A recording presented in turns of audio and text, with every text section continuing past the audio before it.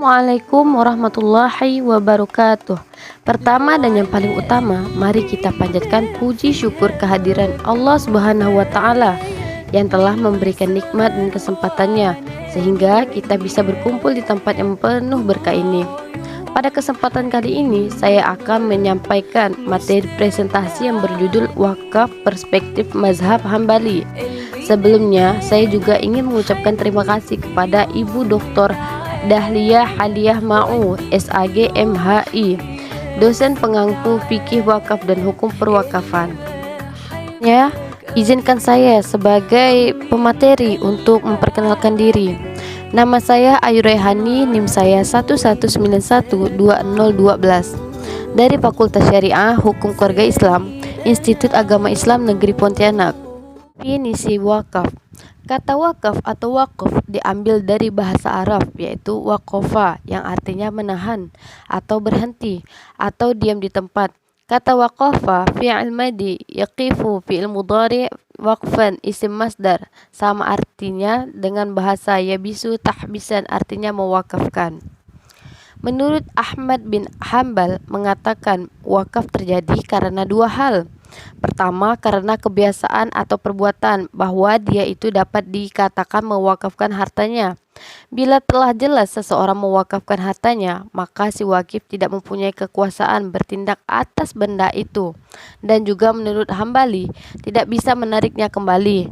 Hambali mengatakan, benda yang diwakafkan itu harus benda yang dapat dijual, walaupun setelah jadi wakaf tidak boleh dijual, dan harus benda yang kekal zatnya. Karena wakaf bukan untuk waktu tertentu, tapi untuk selama-lamanya. Dasar hukum wakaf yaitu Quran Surah Al-Baqarah ayat 261 yang berbunyi, A'udzu billahi minasyaitonir rajim. Bismillahirrahmanirrahim. مثل الذين ينفقون أموالهم في سبيل الله كمثل الحبة أنبتت 7 سنابل في كل سنبلة 100 حبة والله يضاعف liman yasha'u wallahu wasi'un alim, yang artinya perumpamaan orang-orang yang menginfakkan hartanya di jalan Allah adalah seperti orang-orang yang menabur sebutir biji benih yang menumbuhkan 7 tangkai, yang mana pada setiap tangkai ada 100 biji. Allah melipat gandakan pahala bagi siapa yang Dia kehendaki. Allah Maha Luas lagi Maha Mengetahui. Perumpamaan atau sifat nafkah dari orang-orang yang membelanjakan harta mereka di jalan Allah, artinya dalam mentaatinya adalah seperti sebutir biji yang menumbuhkan 7 buah tangkai, pada masing-masing tangkai 100 biji. Demikianlah halnya nafkah yang mereka keluarkan itu menjadi 700 kali lipat, dan Allah melipat gandakan lebih banyak lagi dari itu bagi siapa yang menghendakinya, dan Allah Maha Luas karunia-Nya lagi Maha Mengetahui siapa-siapa yang seharusnya beroleh ganjaran yang berlipat ganda itu. Rukun wakaf. Menurut sebagian besar ulama dan fikih Islam, ada 4 rukun wakaf yang mana dijelaskan satu persatu di bawah ini. Wakif, maukuf, maukuf alaih dengan sigat.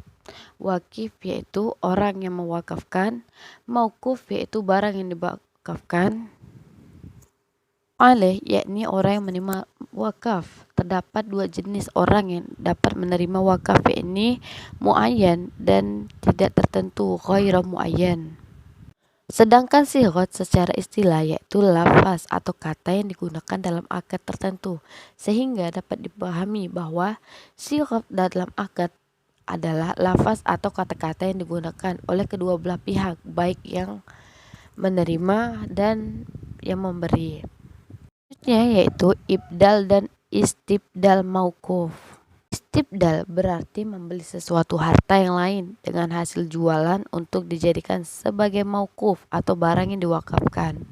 Bagi menggantikan harta yang dijual meliputi segala harta yang diperoleh melalui cara gantian dengan harta yang sama ataupun harta yang lebih baik dari nilai manfaatnya. Harta ini dikenali dengan harta menukar atau menjual. Harta wakaf dalam istilah fikih dikenal dengan ibdal atau istibdal. Yang dimaksud dengan ibdal adalah menjual barang wakaf untuk membeli barang lain sebagai gantinya. Sedangkan istibdal adalah menjadikan barang lain sebagai pengganti barang wakaf asli yang telah dijual. Al-balad atau pembaharuan harta. Di sini ada beberapa contoh dari ibdal dan istibdal mauquf, yaitu jika wakaf roboh dan manfaatnya hilang maka boleh dijual untuk perbaikan yang lain. Selanjutnya, jika harga kuda wakaf tidak cukup untuk membeli kuda lain, maka sebagian keluarga harta tersebut dibentukan barang. Terus, masjid tidak boleh diganti atau dijual. Lalu, jika wakaf dijual, maka apapun yang dibelikan dengan harga penjualannya dan bisa dikembalikan kepada penerima wakaf, hukumnya boleh, baik itu dari jenis barang wakaf maupun barang lain. Jika kemaslahatan wakaf secara umum tidak rusak, namun sedikit yang tidak berfungsi, sedangkan yang banyak manfaatnya lebih banyak, maka tidak boleh dijual. Mazhab Hambali berpandangan bahwa wakaf adalah ibadah umat Islam. Dengan demikian, wakaf orang kafir untuk masjid adalah sah karena itu merupakan ibadah dalam pandangan Islam. Wakaf orang kafir itu gereja tidak sah karena bukan ibadah menurut Islam. Barang yang diwakafkan mauquf. Mauquf dipandang sah apabila merupakan harta bernilai, tahan lama dipergunakan dan hak milik wakif murni. Benda wakaf berupa perkarangan seperti tanah, rumah, kedai, kebun, masjid, sumur, jembatan, pekuburan, jalan, dan lain-lain. Baiklah, mungkin cukup sekian yang dapat saya sampaikan. Saya berharap hasil presentasi yang saya berikan bisa bermanfaat untuk para teman-teman. Bila merasa ada kekurangan dan kesalahan, saya meminta maaf karena kesempurnaan hanyalah milik Allah Subhanahu wa taala. Akhirul kalam, subhanaka Allahumma wa bihamdika asyhadu an la ilaha illa anta astaghfiruka wa atubu ilaik. Wallahu wafiq ila aqwamit thariq. Wassalamualaikum warahmatullahi wabarakatuh.